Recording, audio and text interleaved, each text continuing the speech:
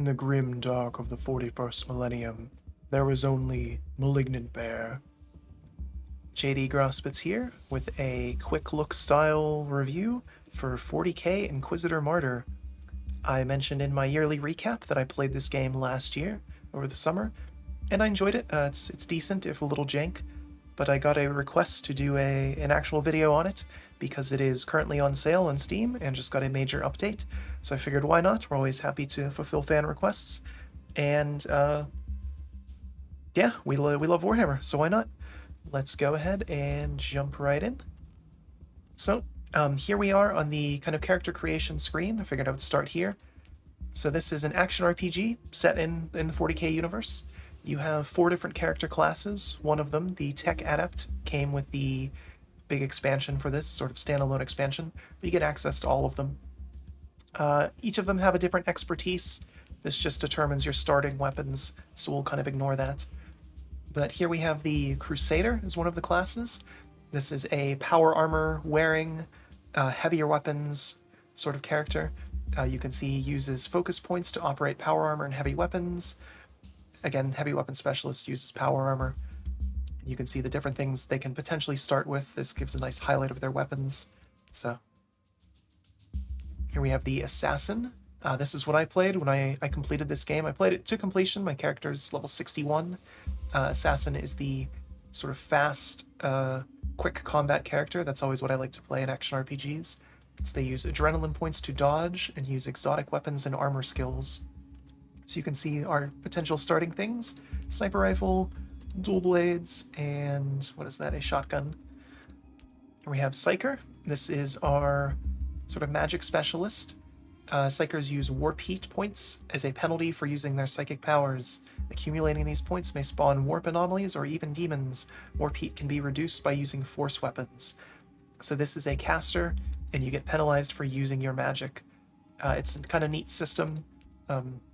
Definitely especially fun if you're playing this in co-op. Last but not least is the Tech Priest, or the Tech Adept rather, and they're the pet class of the game. Short and sweet. They use their tech points to summon turrets, combat servitors, things like that, and have a lesser variety of weapons than some of the other classes, and they're very, very sort of squishy on their own. But you can do either seasonal characters, so sort of like Diablo, where there's different seasonal things and there's different changes and different objectives and stuff like that. Or you can go through the story again. I already did that, so we're going to jump right in. So like I said, I'm playing an assassin, or played an assassin. I haven't jumped into this in quite a while. Right away, when we get into the game here, this is our hub world where we spawn in. And you can see there's a lot going on here on the UI. Sort of MMO, or maybe even mobile game almost. This game operates on a mission system, and there's tons of different things to do within those missions, and just systems on top of systems on top of systems. So this game can be a little overwhelming. There's a couple basic things here. Obviously, you have your PvP, you have your co-op over here. Inoculators, we'll check that out because that's over here. This is an item that lets you heal, and you have different things that you can do. You can change the effects it has. So right now mine restores more HP per second, has less cooldown, and gives me a damage bonus when I use it. And depending on what you add to it, it has a different cooldown, different number of uses, things like that. Outside of that, obviously you have your stash. Ordos is a reputation system. Over here you have crafting, and you can tear down items you have to get resources and crafting components, and then use those to build all sorts of different things with different blueprints that you get throughout the game. You can modify gear that you have, add sockets to things. You can see one of my pieces actually already has one. There's a transmog system. I went with the very, very stylish and classic, just black and white. And then the tech tree is just your passives for your crafter here. And all these things are unlocked as you go through the game, as you go through the base campaign. Once you unlock them once, that's it. They're good for your whole account, so you don't have to do that again. But there's a lot of different systems. Void Crusades is multiple missions in a row, which is kind of neat. Over here you have your little companions. They straight up just follow you around. They don't do anything. So you can see I have a servo skull with a cigar. Some emotes for co-op play. some different cosmetics and commendations based on achievements. It's a mail system. You can see this is stats for the season and PvP, which is kind of neat. We have our vendor. Lots of just junk items here, and occasionally some interesting blueprints depending on what you might want. But in this resets, so as you play, you want to keep checking in case there's something new that you might need. And the Astropath is more different, I guess, kind of achievements and things like that you can go through. Before we jump into a mission, let's take a look at the character screen. So you can see me. Here's my stats, my XP needed to level, rewards I'll get when I get there. Here's my attributes. You gain points for these as you go, and they give passives, depending on how many points you have in them, obviously. Here's perks. These you unlock either through leveling up or through doing specific achievements, which we'll check out later on in the heroic deeds. You can only ever have 3 at a time. Here you have all of your stats, and unlike Warhammer Chaos Bane, the kind of fantasy equivalent of this that I played earlier and put out a quick video for, these tell you what all these do. So you can see, exactly what your critical hit strength is, or how much reflect chance you have and what that means, how much HP you regen, quality of your loot. A bunch of nice stats here, tons of information there. Here you have your inventory, and this is one of my complaints with this game, other than the kind of overall level of jank. You might notice that the audio in game is very, very quiet right now, because audio balance in this game just doesn't exist. There's a couple songs in the soundtrack that when they play, unless you have them basically muted, they're the loudest thing in the universe. As are explosions in game. We'll see those when we get to them, so I apologize for the audio balance in this, but it is what it is. But here you can see some of our gear, so you have some stuff that just provides sort of passives, lots of different stats on this. And enter the focus state, you have max suppression, which we'll talk about once we get into the game. Adrenaline is my skill points kind of that I use in game to fight things, max HP, stuff like that. All of your skills in this game for combat are determined by your gear, and what gear you can use is determined based on your class. So you can see here I have armor, and it gives me a specific armor skill, which is summoning clones of myself, the good old shadow clone jutsu. And so again, that's something just for the assassin, other characters can't do that. And my accessory skill is a grenade right now, and there's different types of grenades you can use. I just went with standard frag for this. And you can see, again, more stats. Here's my inoculator to heal. And my first weapon, we have a bolt gun, and those 4 little icons there are the different weapon abilities that I have when I'm using this specific bolt gun. You have 2 weapons at a time. My second is a sword, mostly just because I like the attack patterns on it, and you'll see when we get into game. One of the confusing things, though, about the loot system is you can see there's a lot of different numbers here. So this is a different type of sword, which means it has a different type of abilities. So you cannot just look at straight damage or straight quality, which is a thing. I'm still not entirely sure what that means.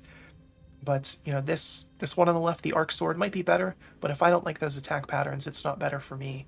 So there's a lot of build variety in that because of that. And again, lots of different stats that you need to consider. So there's a lot of depth here if you want to go for it, but it can be very overwhelming at the beginning.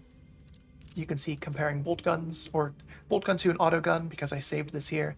Again, this has higher damage and more ammo, but maybe I don't like those skills, or I don't like the things that it's doing for me. Obviously, my build is crit based, and I gain a lot of HP when I crit, which is nice. So, and this gun does have ammo.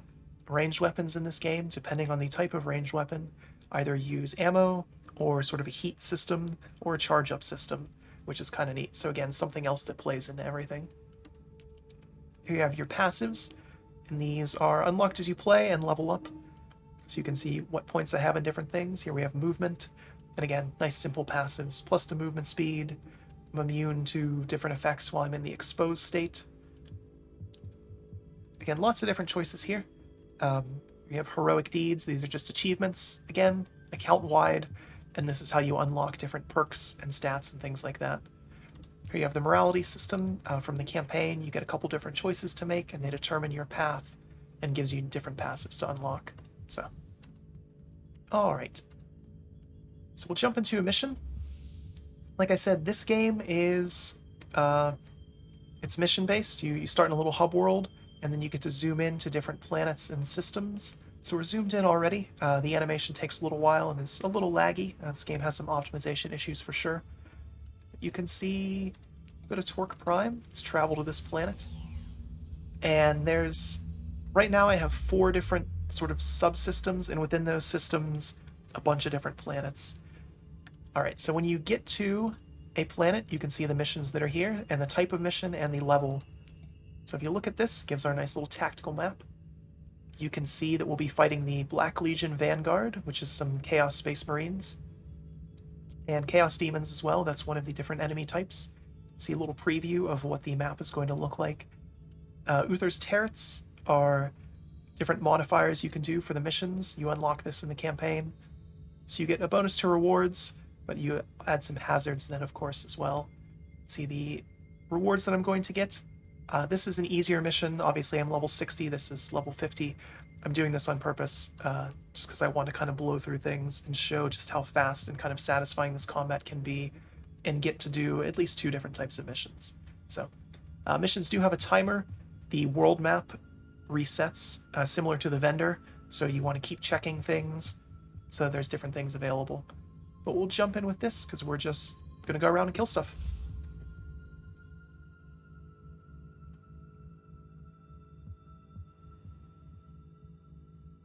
Like I said, this game has some optimization issues. My full specs are in the channel description. And even with the computer I have, this game does have some issues, definitely. It's admittedly running at 2K and Ultra, but still has some problems. Alright, this guy shows up sometimes, telling us to do things. Alright, so right away, we're in here to the game.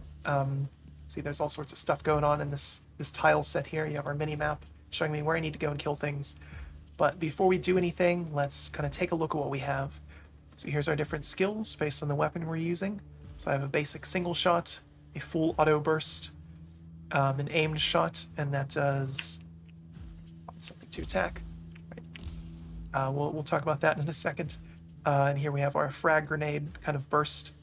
Here's our skills. It gives nice descriptions of everything.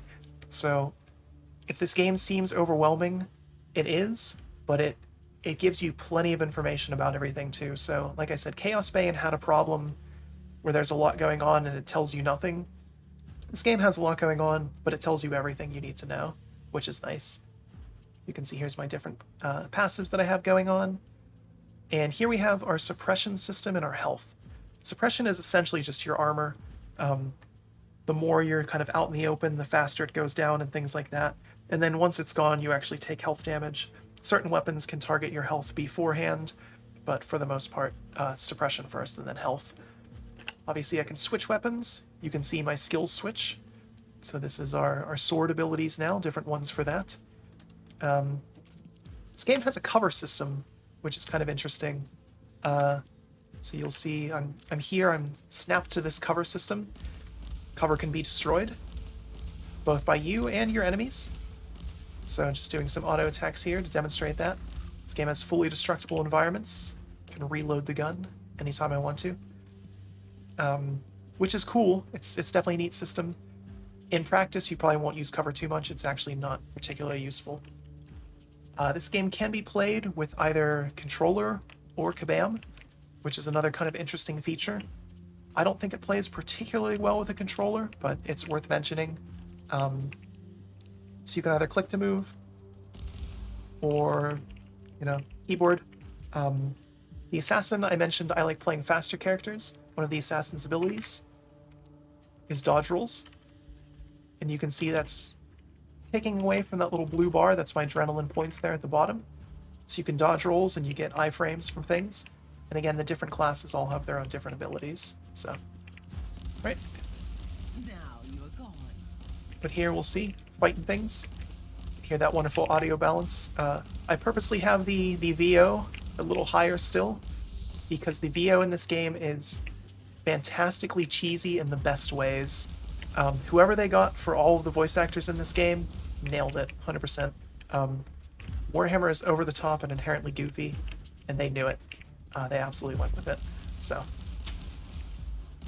So you can see the enemies do use cover, which is kind of neat. So we're just sort of using our basic attacks.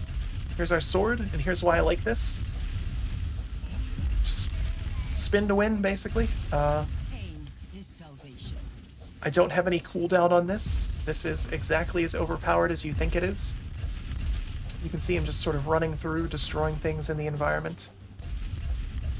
It's part of why I picked a lower level mission. You can see the various enemy types just melting before me. There's a little champion there. Some Nurglings. My other standard complaint with Warhammer: devs, please put something other than Nurgle in your games. I know you can. Okay, so I got stunned a little bit here. So we'll use some of our different abilities. There's our little clones. They're going to do stuff. Toss a grenade over there. Pain is salvation. Switch weapons. You can switch weapons during combat. There's chests throughout missions that give you different things, so more uses for your accessories. I can get more grenade uses, more inoculator charges, and the off chance I take damage in this low-level mission. Aiming. Here's one of my abilities, the aim shot. It's sort of a little luck-based thing. You have to kind of pick what you're going to do there. Just going through, mowing things down still. Alright, so we have a lot of Chaos Demons. Teleport beacon in range. So we're going to spin to win on them. And again, very purposely, I picked a lower level mission just so you can see how fast things go down. As you are leveling in this game, in the campaign, there is some times when the scaling gets a little wonky, and just suddenly things will be way stronger than you, and it's not a good feeling.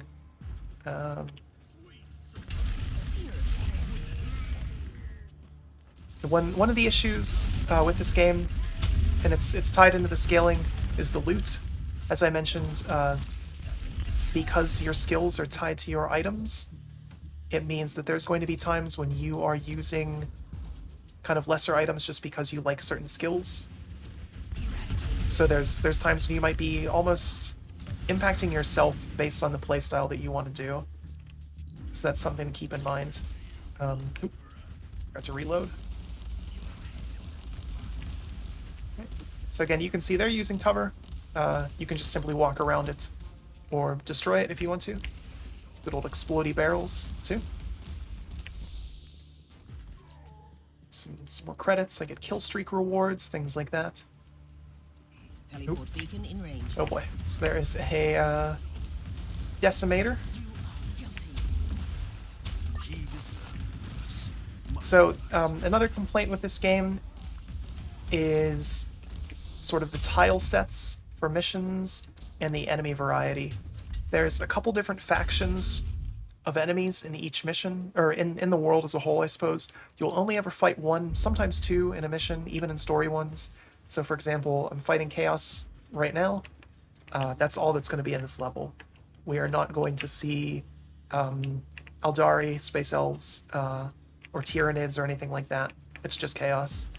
The factions that appear is obviously Chaos, Chaos Space Marines, Evil Corrupted Guardsmen, Eldari, Space Elves, and Tyranids, and that's it.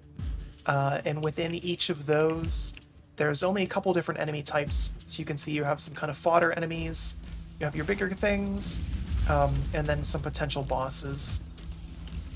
And that's about it. And each faction sort of follows that same level and all that. So you can see here's a boss type enemy, a Chaos Spawn. Use a whole bunch of abilities on him, and he's just gonna melt. Well, hopefully. See all the different effects he had on him. There's a nice little shower of loot at the end when we've won. Beacon in range. And we are done, so we can quit the mission. Another thing, variety-wise, is the tile sets for the maps, because it's mission-based. They're nice, short little missions like that, as you just saw. There's only a couple different tile sets, so you will see the same couple levels every single time. And here you can see I gained some system influence. As you do missions within specific planets and within specific systems, you get rep within that system. So, Right, how are we doing inventory-wise? Sell some stuff. Alright, I'm not even going to look at this again. I know it's a lower level mission, so just gonna clear that stuff out. Doesn't matter. We'll go back here. Back to our map, see what else is here. This is the Plague Vanguard. Same type of enemies, that's boring. Let's see what else we can possibly find. So zooming out, seeing some other planets here. Zoom further out, let's see what else we have. So there's a couple different planets with a couple different missions in this system, which is within this sector. So you can see there's more here. Or we can go all the way back to the entire sector we're in, the Caligari sector. And each one of these is a different subsector that has more systems and more things going on. So this is the higher level one. We'll go here. See what other types of missions we have. I don't want to just fight chaos again. We'll go 55. So you can see the level right off the bat. There's little descriptions of the planets if you're so lore inclined. And is there no missions on any of these right now? That's a letdown. Is this the Sacred Vault? Let's see what this has. This might have been a story mission that I did a while ago. By the Emperor! Is this surreal? Sometimes you'll get that. Oh, you only are There's victims some of different my story missions that pop up, and sometimes just imagination. depending on the random nature of things, planets just won't have anything at a given time, which is again disappointing. So waste some time going in there. We'll see. Hopefully we can find something in one of these. But again, you just kind of have to explore around and see what's up. So you can see here we have some of these planets have nothing in them, and other ones have quite a few. Right, we'll go to this one because it's lower level, but it's got a couple different missions. Yeah, we'll do that. And you can see right away what you're going to be fighting. So you can fight Khorne demons. Okay, so there's two types of demons in this, but again, Khorne is also kind of the lazy route, let's be honest. Corrupted rebels, boring, or Aldari, again, not super exciting. Khorne, Rebel Guard, and this is Khorne and Alpha Legion, again, more Chaos Demons. Alright, we'll do this just so we can fight some Aldari. And again, lower level, so we're just going to absolutely slam through this. And you'll see what I mean here about the tile sets. This is a desert map, and most desert maps are going to look like this with some slight variation. So again, it's not unlike Rifts in Diablo, almost. But there's significantly less screens to go through to get to Rifts in Diablo, so it makes it a little less annoying. Stars, the ancient unseen enemies of mankind wait and hunger. Alright. Be strong and give them no quarter. So we literally just have to kill. That's our mission. Exterminate some xenos. The Aldari are not particularly evil, but we're an Inquisitor, and they're xenos scum, so we need to kill them.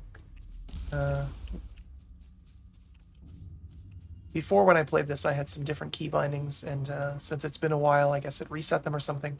So, be a little awkward. So you can hear our Aldari, Howling Banshees, things like that. But again, you can see sort of the same archetypes, even though it's a completely different faction. And they do have unique abilities, and definitely look different and things like that, but you still have, like, horde-style enemies, your standard fodder, bigger units. Sometimes you get vehicles. I guess there's an invisible wall there. Say there's one, a Wave Rider. See, they all have their own little stats. They're doing minimal amounts of damage to me because I'm such high level. Is there something behind me? Oh. It's these teleporting warp spiders, I believe they're called. Yep. So again, there's some neat enemy variety. The game is suitably violent, as you can see. Just turning things into absolute giblets as I fight them. Sometimes with humanoid enemies, they will sort of stagger off and die slowly. There's one now. Yeah, you can see she wants to get away from me. Too little, too late.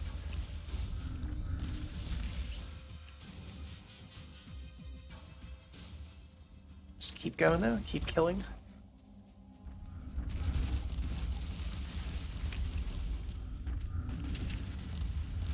And again, depending on the perks you have and different things like that, that's going to determine some of the effects you do. That impacts your weapon abilities. There's certain perks that will kind of incentivize you to reload at different times. Maybe switch weapons a little more often. So, the one downside, obviously, to the system is that you only have 4 skills plus an accessory and your armor skill at any given time. You can switch weapons, but of course it's then just a different 4 skills. And they cool down on switching sometimes. I'm spec'd into having it be a little bit faster, but there is a slight cooldown on it, so. I have full auto loot enabled, which is a really nice feature, especially because the inventory is essentially limitless. Just more things that I have to go through at the end of a level. But...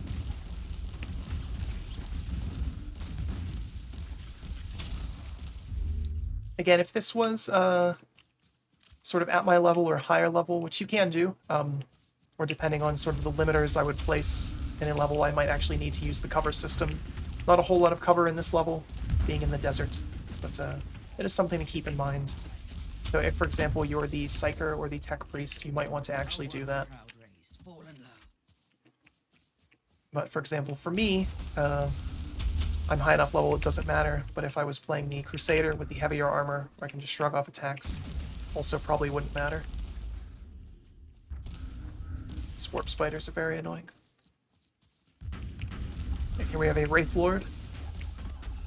In the campaign, and occasionally on the map, you get a couple unique missions where you are in vehicles, and they are very cool, because you just get to mow down even bigger hordes of enemies than I currently am, and fight toe-to-toe with things like this in vehicles their size. It's suitably epic and cool. I think it might have crashed. Nope. Okay. Never mind. Definitely hung up there. Like I said, this game is a little jank, has some optimization issues for sure. Such is life. Such as Warhammer games in general, as much as I hate to say it. There's a couple very good ones. Obviously, Total War Warhammer and Vermintide immediately spring to mind. And then there's quite a few sort of good but jank ones, like this, and then quite a lot of bad ones. So, but yeah, this isn't a bad game. I definitely enjoyed all the time I spent with it. It took me about 30 hours to go through the campaign, give or take. I definitely could have been more efficient with it, but so there's content here, even if you just want it for that. Story is a little silly, but again, it's Warhammer. You probably know what you're getting into. And if you don't, welcome. Let's see, just need to find a few more enemies. They're all in the middle section of the map here. Missions like this can be kind of annoying, because I do have to kill 100% of everything on the map, and if it's wide open, they can be anywhere. And enemies on these maps do move around a little bit too, so something to keep in mind. In hindsight, this might have been a bad choice, as like I just want to show you 2 missions sort of thing. There we go. Okay. The enemies of the Imperium failed miserably. Alright. So you can see, wasn't anything else there, which is good. See all of our rewards that we're going to get when we quit out. Nice little loading animation every time.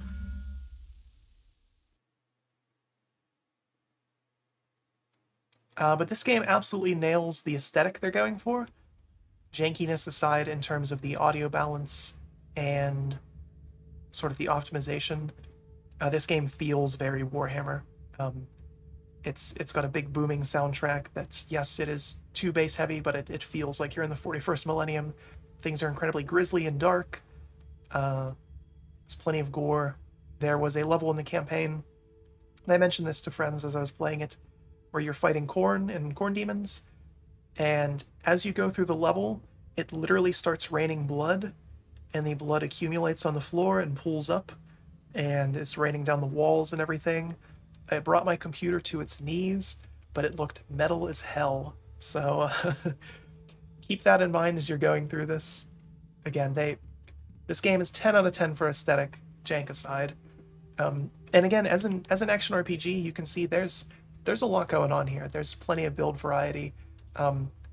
the biggest complaints with the game, other than the jank and the optimization, is kind of the mission system is a little awkward.